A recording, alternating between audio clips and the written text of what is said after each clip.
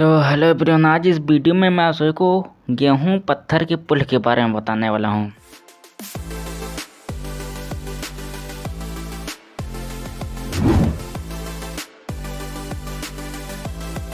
तो सबसे पहले यहां पर हम एक पॉइंट मान लेते हैं। एक पॉइंट ए है, इससे एक तार निकाल लेते हैं। आप इस तार को दो अलग अलग भागों में बांट देते हैं।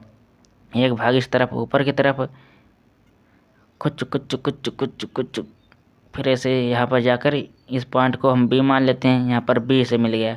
फिर इसके बाद एक तार नीचे की तरफ निकला, खच्चा खच्चा खच्चा खच्चा खच्चा खच्चा खच्चा, यहाँ पर इसको डी पॉइंट मान लेते हैं। फिर इसके बाद यहाँ पर बी पॉइंट से एक और तार आगे निकालेंगे, खच खच खच खच खच खच खच खच खच खचाया गया। फिर इसके बाद डी पॉइंट से एक और तार निकालेंगे। ये सब खच खचाया जा रहा है, खच खच खच खच खच खच। प्रतिरोधों को बनाने में बहुत खच खच होती है। तो यहाँ पर जो ये पॉइंट है इसको डी मान लिया, इसको बी, इसको ए, तो यहाँ पर सी बचा तो इसको हम सी मान लेते हैं।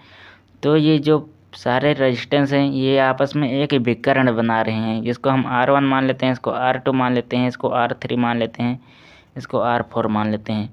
तो ये चार प्रतिरोध तो खचखचा गए, लेकिन यहाँ पर जो पांचवा प्रतिरोध है या छठा प्रतिरोध है, मतलब 5 प्रतिरोध बेसिकली हम यूज करते हैं, लेकिन छठा प्रतिरोध भी कभी कभी यूज हो जाता है। तो जो पांचवा प्रतिरोध है ये बी से डी तक खचाएगा, बी से डी तक जाएगा, खींचा जाएगा। तो यहाँ पर इसको पांचवा प्रतिरोध है, इसको बी से डी तक ले जाते हैं और इसको R5 मान लेते हैं।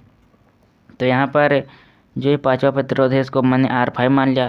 तो जो व्हीटस्टोन सेतु है ये तो व्हीटस्टोन सेतु बन के तैयार हो गया, लेकिन जो व्हीटस्टोन वैज्ञानिक थे उन्होंने बताया कि व्हीटस्टोन और एक बैलेंस व्हीटस्टोन में अंतर होता है। मतलब ये तो सिंपल व्हीटस्टोन हो गया, लेकिन बैलेंस व्हीटस्टोन है क्या होता है? बैलेंस व्हीटस्टोन वह होता है मतलब जिसमें जो R5 है इस रेजिस्टेंस में धारा का फ्लो नहीं हो रहा है, वो बैलेंस व्हीटस्टोन सेतु होता है। तो कैसे धारा का फ्लो नहीं होगा? मतलब धारा का फ्लो होने के लिए पोटेंशियल डिफरेंस हमें चाहिए होता है, लेकिन जब जो वैज्ञानिक थे उन्होंने कुछ इस प्रकार व्यवस्था की, कुछ इस प्रकार एक्सपेरिमेंट किया कि इसमें धारा का फ्लो नहीं हो रहा है। तो धारा का फ्लो नहीं हो रहा है तो इसमें जो इनका जो पोटेंशियल डिफरेंस होगा वो सेम हो जाएगा ना, क्योंकि धारा का फ्लो जब पोटेंशियल डिफरेंस सेम होता है तभी तो नहीं होता है।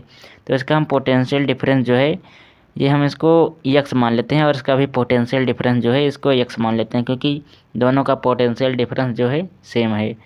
तो यहाँ पर जो पोटेंशियल डिफरेंस सेम हो गया तो यहाँ से धारा फ्लो हो रही है और यहाँ तक जाएगी, क्योंकि जब हम इसको बैटरी से एक जोड़ देते हैं, मान लेते हैं पहले ही बैटरी से जोड़ देते हैं, मैंने आपको बाद में बताया। तो यहाँ पर सबसे पहले इसको बैटरी से जोड़ देते हैं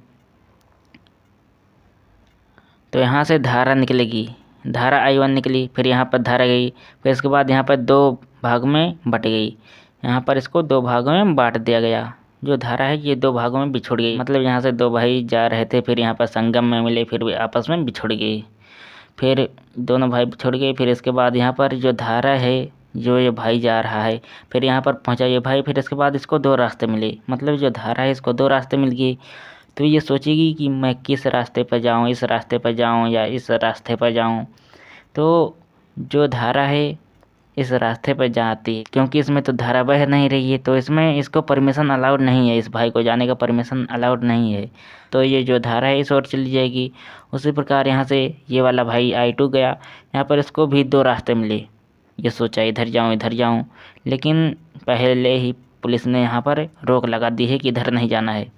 तो यहाँ पर रास्ता बिगड़ा हुआ है, मतलब रास्ता पुल टूटा हुआ है, इधर नहीं जाना है आपको। तो यहाँ पर I2 जो है इधर की तरफ चला गया।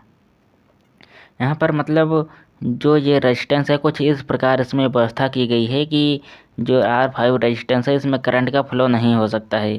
तो R5 रेजिस्टेंस जो है इसको हम नेगलेक्ट भी कर सकते हैं। यहाँ पर I1 इधर की तरफ जा रहा है, फिर I2 इधर की तरफ जा रहा है, फिर यहाँ पर जंक्शन मिला, यहाँ पर दोनों आपस में एक हो गई, मतलब यहाँ पर बिछड़े फिर यहाँ पर मिल गई। फिर यहाँ पर क्या कहते हैं, यहाँ पर I1 I2 आपस में मिल गई, फिर इसके बाद यहाँ पर I1 I2 आपस में मिल के I बना लेते हैं, क्योंकि I से ही तो निकले थे, फिर I बन गई। तो यहाँ पर I1 I2 आपस में मिल के I करंट यहाँ पर फ्लो हो रहा है और ऐसे होते हुए ये बैटरी में चला जाएगा। तो यहाँ पर जो ये धारा जा रही है I1 R1 यहाँ पर जो पोटेंशियल है इसका पोटेंशियल और इसका पोटेंशियल सेम है। तो यहाँ पर यदि हम किरचॉफ का नियम लगाते हैं तो मैंने आपको बताया था कि जो I मतलब धारा और रेजिस्टेंस का जो मल्टीपल के बीजगणितीय योग होता है ये विद्युत वाहक बलों के बीजगणितीय योग के बराबर होता है। मतलब यहाँ पर इसका पोटेंशियल भी मान लेते हैं, इसका पोटेंशियल 0 मान लेते हैं, क्योंकि जब पोटेंशियल डिफरेंस होगा तभी तो धारा बहेगी ना। पोटेंशियल डिफरेंस तो पहले ही पता होना चाहिए आपको। तो यहाँ पर इसका पोटेंशियल भी इसका पोटेंशियल वो मान लेते हैं। अब यहाँ से धारा आ रही है, यहाँ से धारा जा रही है, ऐसे I1 इंटू R1 हो जाएगा। क्या हो जाएगा? I1 into R1।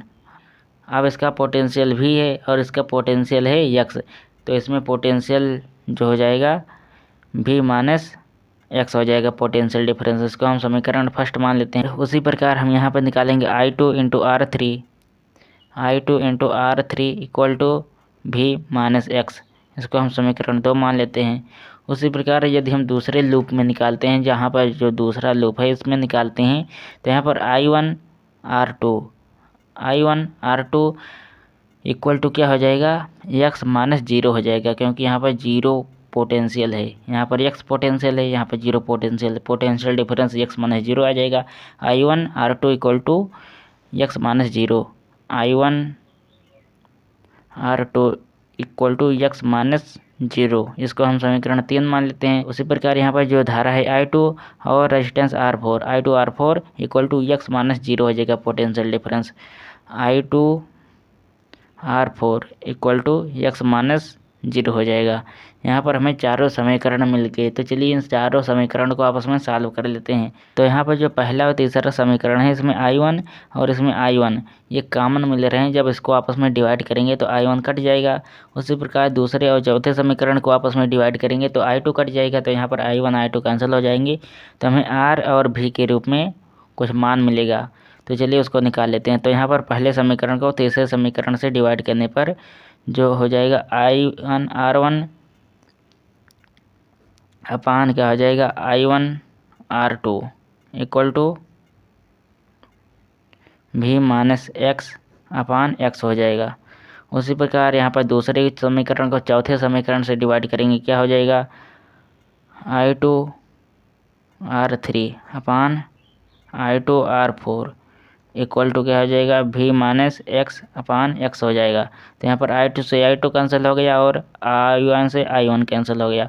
तो यहाँ पर जो v minus x upon x equal to यहाँ पर v minus x upon x दोनों आपस में बराबर हैं, तो हम इन दोनों को भी आपस में बराबर कर सकते हैं। तो यहाँ पर क्या हो जाएगा R1 अपान R2 हो जाएगा equal to R3 upon R4 हो जाएगा। तो जो मैंने आपको बता दिया कि किस प्रकार इसका डेरिवेशन किया जाता है, ये सब मैंने आपको इस वीडियो में बहुत ही आसानी से समझा दिया। तो ये जो फार्मूला निकल कर आता है इसमें क्या होता है कि कोई एक मान नहीं दिया होगा आपसे और उसका मान पूछ लेगा, लेकिन जो ये मैंने आपको एक पतंग के रूप में बनाया है ये आपको हर जगह देखने को नहीं मिलेगा। कुछ जगह जिसको कॉम्प्लेक्स फिगर के रूप में भी बना कर दे दे, आपको पहचानना होगा कि उसमें ह्यूजेन सेतु है कि नहीं। लेकिन जब किसी फिगर में 5 से 6 रेजिस्टेंस दिए हैं तो वहाँ पर 80 से 90% चांस है कि वहाँ पर ह्यूजेन सेतु का सिद्धांत काम करता है। तो यहाँ पर यदि आपके फिगर में या आपके क्वेश्चन में न्यूमेरिकल में 5 से 6 फिगर दिए गए हैं तो वहाँ पर आपको सबसे पहले ह्यूजेन सेतु देखना है कि नहीं। फिर इसके बाद आपको यदि मिल जाता है तो आप जो ये फार्मूला मैंने बताया उस पर रख कर आप सॉल्व कर सकते हैं बहुत ही आसानी से। तो यहाँ पर जो मैंने फार्मूला निकाला है ये फार्मूला कुछ इस प्रकार भी हो सकता है R1 upon R3 equal to R2 upon R4 भी हो सकता है, क्योंकि यहाँ पर जो मैंने माना है यहाँ पर R1 R2 इधर माना है, R3 यहाँ पर माना है, R4 यहाँ पर माना है। यहाँ पर आप मान सकते हैं R1 इसको R2 मान सकते हैं, इसको R3 इसको R4 मान सकते हैं। तो उसमें कोई फ़र्क नहीं आएगा, चाहे इसके अपान इसके करो चाहे इसके अपान इसको करो, उस पर कोई फ़र्क नहीं आएगा। लेकिन यदि आप R1 अपान R2 करेंगे तो यहाँ पर बगल में आ जाएगा R3 अपान R4 आ जाएगा इसके इक्वल, और यहाँ पर यदि R1 अपान R3 करेंगे तो इसके इक्वल आ जाएगा R2 अपान R4। तो यहाँ पर जो दोनों फार्मूले हैं आपस में सही हैं। तो चलिए इसके बाद मैंने यहाँ पर एक फिगर बना दिया है, एक क्वेश्चन मैंने यहाँ पर लिख दिया है। तो चलिए इसको सॉल्व कर लेते हैं कि किस प्रकार इसको सॉल्व किया जाएगा। ये आप देख सकते हैं ये जो क्वेश्चन है ये कुछ ह्यूजेन सेतु पर बेस्ड है। यहाँ पर इसका प्रतिरोध है 3 ओम, इसका प्रतिरोध है 6 ओम, यहाँ पर प्रतिरोध है 12 ओम और यहाँ पर कोई प्रतिरोध नहीं दिया गया है, इसको हमें ज्ञात करना है। और ये जो प्रतिरोध है ये 10 ओम का है। इसको हम मान लेते हैं ए मान लेते हैं, इसको डी, इसको बी, इसको सी मान लेते हैं। और यहाँ पर एक नीचे भी रेजिस्टेंस दिया गया है 4 ओम का। मैंने आपको बताया था 5 या 6 प्रतिरोध हो सकते हैं मैक्सिमम। तो यहाँ पर एक प्रतिरोध यहाँ पर बाहर दिया गया है, जब 6 होंगे तो एक प्रतिरोध निश्चित ही बाहर दिया गया होगा। और यहाँ पर एक बैटरी दी गई जिसका 5 वोल्ट का वोल्टेज है। तो यहाँ पर चलिए इसको सॉल्व कर लेते हैं कि यक्स का मान यहाँ पर किस प्रकार निकाला जाएगा। तो यहाँ पर जो मैंने आपको फार्मूला बताया था, इसको मैं R1, इसको R2, इसको R3, इसको R4 मान लेते हैं। तो यहाँ पर R1 upon R2 equal to R3 upon R4 हो जाएगा। तो यहाँ पर R1 अपान R2 हो जाएगा 3 अपान एक्स अपान इक्वल टू 6 अपान 12।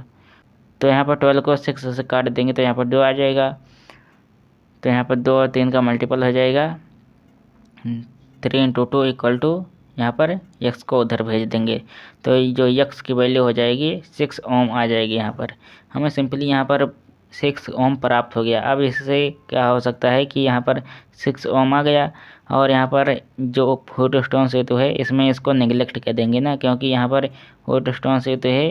तो यहाँ पर क्या होगा, ये दोनों आपस में श्रेणी क्रम में आ जाएंगे, फिर ये आपस में श्रेणी क्रम में आ जाएंगे, फिर इसके बाद आपस में 3 और 6 जोड़ के 9 हो जाएंगे, 3 और 6 जोड़ के 9 हो जाएंगे। तो यहाँ पर मैंने एक गलती कर दी थी, यहाँ पर मैंने 9 बोल दिया था, यहाँ पर 12 है ना, तो यहाँ पर 6 है, तो यहाँ पर 9, तो यहाँ पर 3 + 6 9 हो जाएगा। तो यहाँ पर 6 + 12 क्या हो जाएगा, 18 हो जाएगा। तो 9 और 18 आपस में समांतर क्रम में हो जाएंगे। तो समांतर क्रम में क्या फार्मूला लगता है, 9 × 18 अपान 9 + 18। और जब ये आपस में समांतर क्रम में इसका प्रतिरोध निकल आ जाएगा, इसका तुल्य प्रतिरोध, तो यहाँ पर जो 4 ओम का प्रतिरोध है ये श्रेणी क्रम में जुड़ा हुआ है, तो यहाँ पर 4 को ऐड कर देते हैं तो इसका जो टोटल मान आएगा ये 10 आ जाएगा, 10 ओम। तो यहाँ पर कैसे पता चला कि 10 ओम आ जाएगा, इसको जब सॉल्व करेंगे तो आपको पता चल जाएगा कि यहाँ पर 10 ओम ही आएगा। तो मैंने आपको तुल्य प्रतिरोध निकालना बता दिया। तो इसके बाद आप इसमें सिंपली वोल्टेज का मान दिया गया है, V का मान दिया गया है, तो आप इसमें धारा वारा का मान बहुत आसानी से निकाल सकते हैं। तो चलिए इस वीडियो को हम यहीं समाप्त करते हैं।